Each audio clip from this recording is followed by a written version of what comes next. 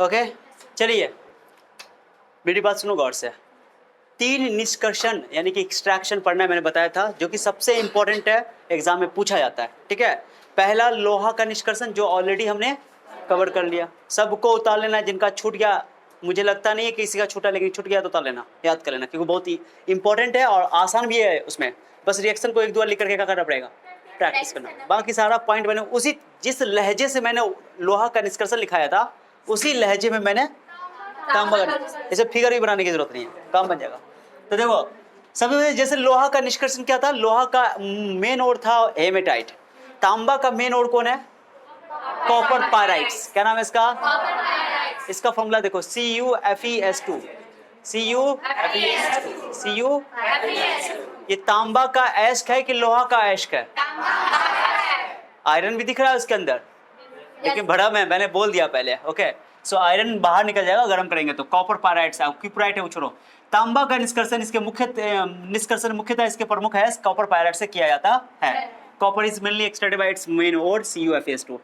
अब इसका देखो, कॉपर पायराइट जो है तुम्हारा सल्फाइड एस्क है। कौन है इसका, सल्फाइड एस्क को हम लोग सांद्रण करते हैं कौन विधि से, फेन प्लावन विधि से, याद है, यानी कि फ्लोटेशन मेथड से। तो मैंने उसका निष्कर्षण भी कर, सांद्रण भी कर लिया।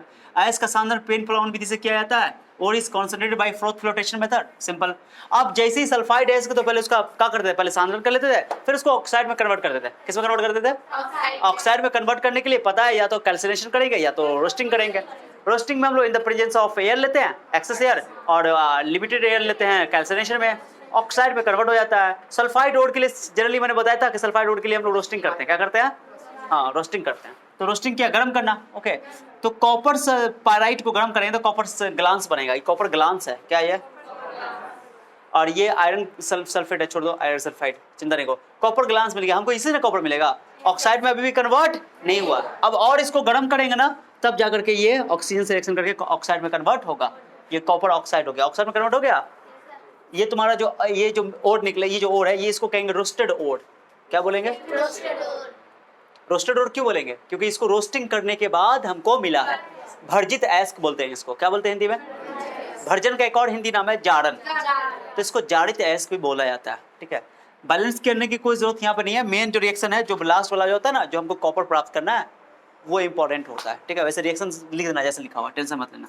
सो भर्जित एस्क को कोक और बालू के साथ मिलाकर, कोक तो डालना पड़ेगा ना, कार्बन, क्योंकि रिडक्शन हो रहा है ना।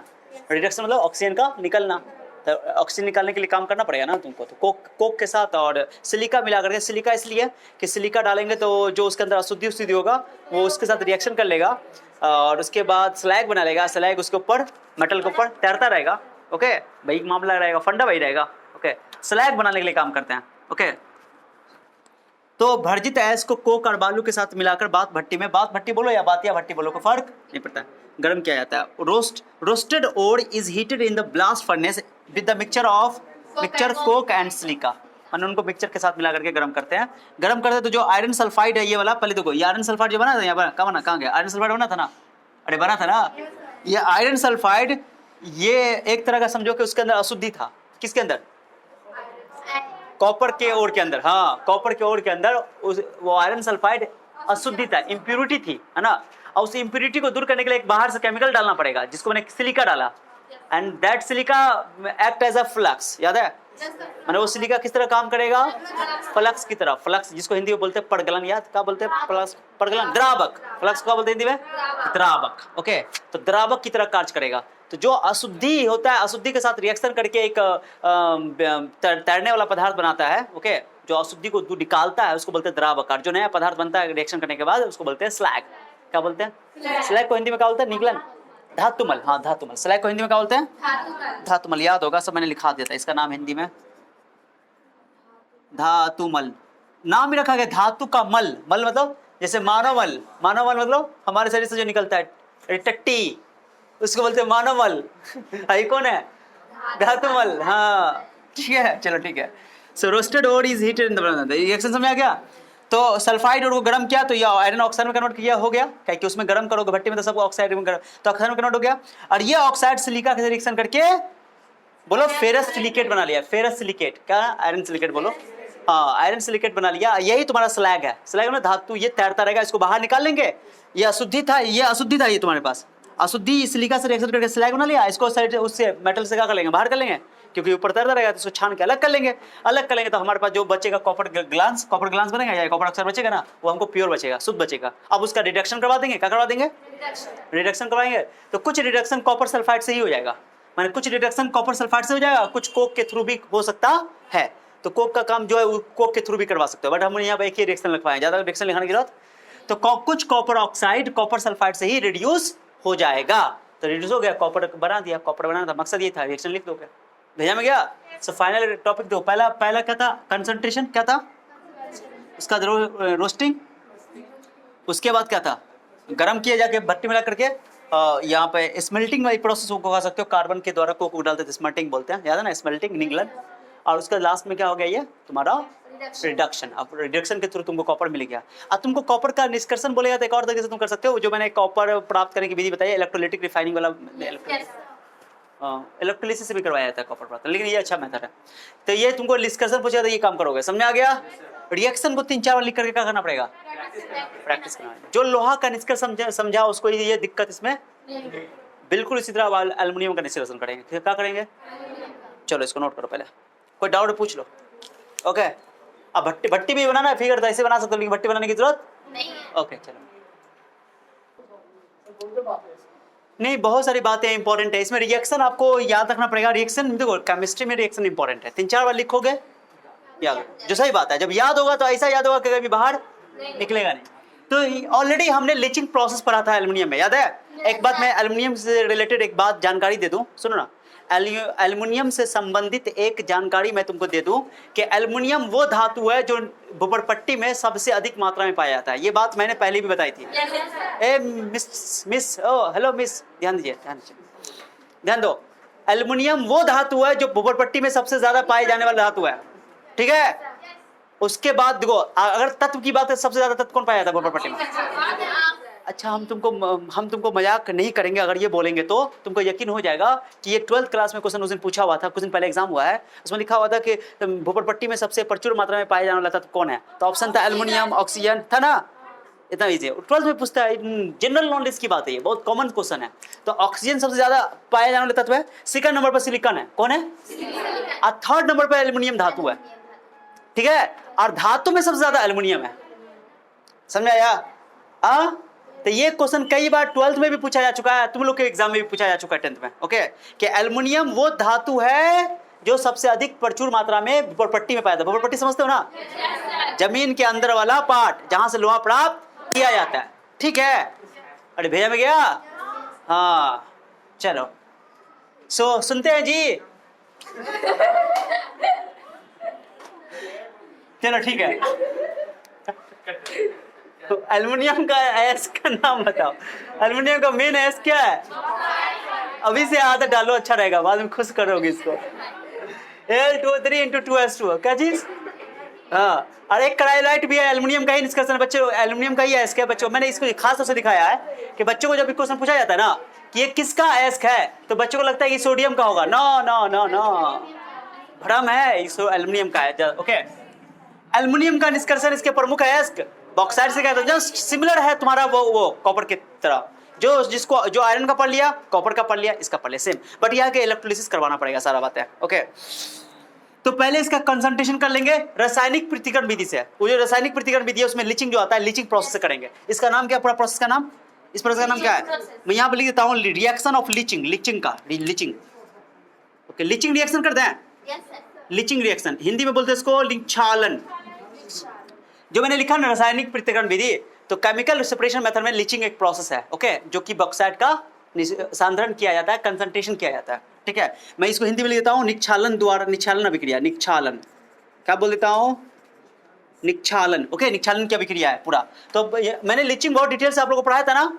क्या करते हैं, हमको पता है कि बॉक्साइट ओर में हम लोग सोडियम हाइड्रोक्साइड डालते हैं, सोडियम एल्यूमिनेट बनता है, वाटर बाहर निकल जाता है। अब ये सोडियम एल्यूमिनेट जो है वाटर से रिएक्शन करके एल्युमिनियम हाइड्रोक्साइड यानी कि उसका अपक्षेप पीपीटी बनाता है। एरो उल्टा देने का समझे, पीपीटी बनाता है, ये पीपीटी है, ओके, अपक्षेप है, और इस अपक्षेप से आराम से एल्युमिनियम प्राप्त हो जाता है। तो देखो एल्युमिनियम ऑक्साइड ये प्योर एल्यूमिना है, प्योर एल्युमिनियम ऑक्साइड है।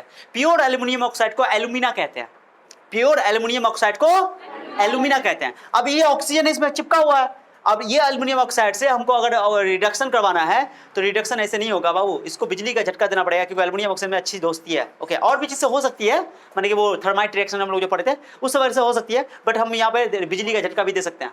क्या दे सकते हैं? हाँ, बिजली का झटका, यानी कि इलेक्ट्रोलिसिस प्रोसेस लगा सकते हैं। ओके, तो इसको बोलते हैं इलेक्ट्रोलिसिस रिडक्शन, ओके, या इलेक्ट्रोलिटिक रिडक्शन। याद आया? यानी कि विद्युत अपघटन द्वारा अवकरण या अवचयन। याद आया? अपचयन। ठीक है, मैंने लिखा है यहाँ पे, देखो क्या लिखा। तो ये रिएक्शन तो यहाँ तक समझ में आ गया कि सर एल्युमिनियम हो गया। अब यहाँ पर से रिडक्शन स्टार्ट। ये प्रोसेस कौन है? ये स्टेप कौन है? रिडक्शन। ये नीचे वाला रिडक्शन को हिंदी में क्या बोलोगे? अपचयन। क्या बोलोगे? जल्दी बोलो। अपचयन। लिखे ना है।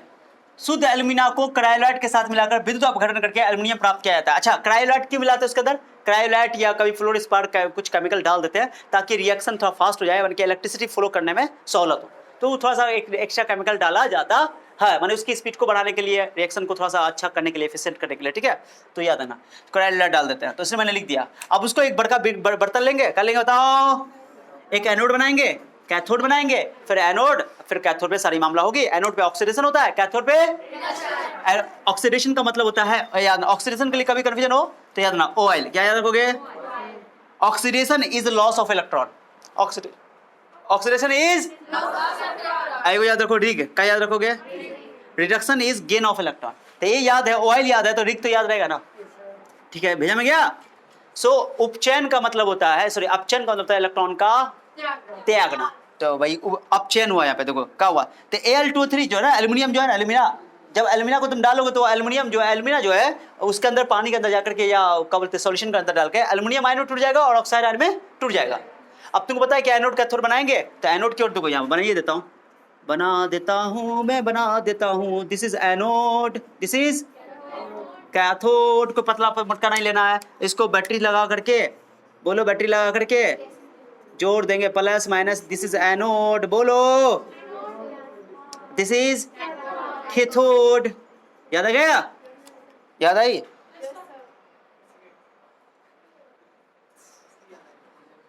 हाँ, किसकी याद आ जाएगी? सुनते हैं जी। ठीक है। अम्मी बोलती होगी अब्बू को सुनते हुए, वो सुनना अच्छा लगेगा तुमको, आदत डालो अभी। ना तो ही बोले हो, सुनो ना हो। कैसे बोलते सुनो ना। हो रानी के पापा। नाम लेते ही नहीं है, लेकिन तुम लोग लेना। तुम लोग ए चुट्टा इधर आओ। कोई रिंकिया के पापा तप्पा नहीं बोलना।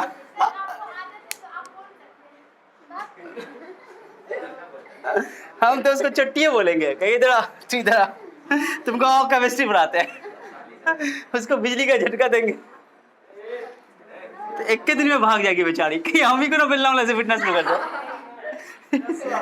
चलो ठीक है जी। तो एल्युमिनियम ऑक्साइड को जैसे आप सॉल्यूशन में डालोगे तो एल्युमिनियम आयन में टूट जाएगा, एल्युमिनियम आयन में, और ऑक्साइड आयन में टूट जाएगा। तो एल्युमिनियम देखो कई एल्युमिनियम है, बता दो बाबू। अरे इसी से ना हमको लीचिंग करके हमको ये ना प्योर एल्युमिनियम ऑक्साइड प्राप्त होगा। प्योर एल्युमिनियम ऑक्साइड को ही हम लोग एल्युमिना कहते हैं। एल्युमिना का ही इलेक्ट्रोलिसिस करवाना है और यहाँ से एल्युमिनियम प्राप्त करना है। रिडक्शन प्रोसेस ही है यहाँ से। ठीक है, सो Al2 से 2 एल्युमिनियम है, एक एल्युमिनियम 3 इलेक्ट्रॉन देगा। कितना इलेक्ट्रॉन देगा? याद है कि नहीं है? याद है तुमको, हमने कहा था, एल्युमिनियम का बताया था। कितना इलेक्ट्रॉन लास्ट में? 3 इलेक्ट्रॉन देगा। कितना इलेक्ट्रॉन देगा? तो एक 3 इलेक्ट्रॉन देगा, तो 2 कितना देगा? 6। तो मैंने लिखा 2 का लिखा। एक एल्युमिनियम है, यहाँ पर 2 एल्युमिनियम ना, एक एल्युमिनियम 3 इलेक्ट्रॉन देगा, तो 2 एल्युमिनियम 6 इलेक्ट्रॉन दिया। हाँ, मैंने लिया, कैथोड पे रिडक्शन होगा तो लेगा इलेक्ट्रॉन को, बाद में करेंगे, चलो उनको बाद में। 6 इलेक्ट्रॉन हो गया और 3 ऑक्सीजन, यानी कि एक ऑक्सीजन पे -2 होता है या 2 होता है, तो द्वितीय 6, इसलिए बैलेंस रिएक्शन है। तो एनोड पे ऑक्सीडेशन यानी कि लॉस ऑफ इलेक्ट्रॉन, तो लॉस कौन करेगा? ऑक्सीजन, क्योंकि ऑक्सीजन के पास इलेक्ट्रॉन है ना, तो ऑक्सीजन इलेक्ट्रॉन लॉस करेगा। तो ये कितना इलेक्ट्रॉन लॉस करेगा? एक ऑक्सीजन 2, तो 3 ऑक्सीजन 6 इलेक्ट्रॉन लॉस कर दिया। एल्युमिनियम कितना इलेक्ट्रॉन लेगा? अभी मत बोलना सर एल्युमिनियम देता है फिर लेगा क्यों? अरे वो ऑलरेडी टूट चुका है आयन में। अब एनोड कैथोड की बात हो रही है ना, तो एनोड कैथोड वो लेगा ताकि वो एल्युमिनियम प्राप्त कर सके, बन जाए। ठीक है ना, क्योंकि एल्युमिनियम आयन में ऑलरेडी टूट चुका है। अब वो उल्टा करेगा, इलेक्ट्रॉन लेगा और एल्युमिनियम में कन्वर्ट होगा। तो इलेक्ट्रॉन एल्युमिनियम कहां पे इलेक्ट्रॉन जाके लेगा? एनोड पर, क्योंकि एनोड सॉरी कैथोड पर, कैथोड रिडक्शन होता है, कैथोड पर रिडक्शन मतलब गेन ऑफ इलेक्ट्रॉन। तो एल्युमिनियम जाएगा कहां पे? कैथोड पे। कैथोड पर कौन चार्ज है? नेगेटिव। बताओ एल्युमिनियम किधर जाएगा? मैं लिख देता हूं, सुनो सुनो सुनो सुनो सुनो महारानी कल्याणी, महारानी कल्याणी, एल्युमिनियम 3+ में है, ये जाएगा कैथोड की ओर, माइनस की ओर, और जो ऑक्सीजन है यहाँ ऑक्सीजन बना देता हूं, ये जाएगा एनोड पे। एल्युमिनियम जाएगा कैथोड पे, ऑक्सीजन जाएगा प्लस वाले को। माइनस वाले की चाहते हैं, माइनस वाले को ये कैसे भूल सकते हो यार? ये तो ह्यूमन नेचर है यार। तुम लोग कितना अच्छा समझते इस बात को, है ना? ठीक है, सो माइनस वाला, हाँ ये सब बात, हाँ इसको ना अलग से रिप्रोडक्शन पढ़ाएंगे, है ना? इसका सारा टेस्टोस्टेरोन निकाल देंगे, जिंदगी और बर्बाद हो जाएगा बेचारा। इसका टेस्ट से नहीं रहेगा इसका। चलो ठीक है, सुनो नहीं, चुप चुप चुप, चलो हंसने वाली बात है, हंसने वाली बात है ना? ठीक है, सो देखो ऑक्सीजन जो है इसके पास इलेक्ट्रॉन था, तो 2 इलेक्ट्रॉन ये लॉस कर सकता है। तो एनोड पे ऑक्सीडेशन होगा, जैसे ऑक्सीजन एनोड पे जाएगा वहां पे वो इलेक्ट्रॉन का लॉस करेगा। एक ऑक्सीजन 2 इलेक्ट्रॉन लॉस करेगा, तो 3 ऑक्सीजन 6 इलेक्ट्रॉन लॉस करेगा, और ऑक्सीजन गैस यहाँ पे बन जाएगा। कैथोड पे, एनोड पे कौन गैस बनेगा? अब बताओ 3 ऑक्सीजन मिलकर के 3 ऑक्सीजन बचेगा। कितना ऑक्सीजन बचेगा? अरे एक ऑक्सीजन 2, 3 ऑक्सीजन है ना, तो एक ऑक्सीजन 2 इलेक्ट्रॉन दे रहा है, तो 3 ऑक्सीजन 6 इलेक्ट्रॉन देगा, तो 3 ऑक्सीजन होगा। लेकिन ऑक्सीजन गैस का फॉर्मूला होता है O2, क्या होता है? तो 2 ऑक्सीजन से 1 O2 बनेगा, 2 ऑक्सीजन से 4 ऑक्सीजन से 2 O2 बनेगा, 3 ऑक्सीजन से बनेगा 1.5 O2, कितना बोलोगे? तो 1.5 O2 लिख दिया, 3/2 O2, है ना? 2 कट जाएगा, 3 ऑक्सीजन बचेगा। ठीक है, तरीका होता है। तो एनोड पे तुमको ऑक्सीजन गैस मिलेगा। कहां पे मिलेगा ऑक्सीजन गैस? ये कहां मिलेगा बताओ? कहां पर? एनोड पर। आइए कहां पर मिलेगा? एल्युमिनियम कैथोड पे मिलेगा। ठीक है, वैसे भी सोचो, कैथोड माइनस होता है और एनोड प्लस होता है, तो प्लस पे जाएगा माइनस वाला, माइनस पे जाएगा प्लस वाला, तो एनोड पर जाएगा, एनोड प्लस है तो उस पर आएगा ऑक्सीजन गैस, और कैथोड पर खुद कैथोड क्या है? माइनस, तो उस पर आएगा एल्युमिनियम। ठीक है, तो एल्युमिनियम कहां प्राप्त होगा? कैथोड पर। और एनोड कहां प्राप्त होगा? अब देखो, अब एल्युमिनियम क्या करेगा? इलेक्ट्रॉन गेन करेगा। क्योंकि कहां पे कैथोड पर जाएगा एल्युमिनियम, वहां पे इलेक्ट्रॉन गेन करेगा, क्योंकि वहां पे इलेक्ट्रॉन बहुत है, तो इलेक्ट्रॉन गेन करेगा। क्या इलेक्ट्रॉन गेन करेगा? जितना इलेक्ट्रॉन दिया उतना इलेक्ट्रॉन, तो द्वितीय 6 तो दिया, माने जितना इलेक्ट्रॉन ऑक्सीजन दिया है उतना ये इलेक्ट्रॉन लेगा, तो ये 6 इलेक्ट्रॉन लेकर के एल्युमिनियम में कन्वर्ट हो जाएगा। तो एल्युमिनियम कहां प्राप्त हुआ? ये कैथोड पर। ये कहां मिला? एनोड पर। ये 3/2 कैसे करते समझे? 3 ऑक्सीजन था ना, O2 के फॉर्म में लिखना है। किसके फॉर्म में लिखना है?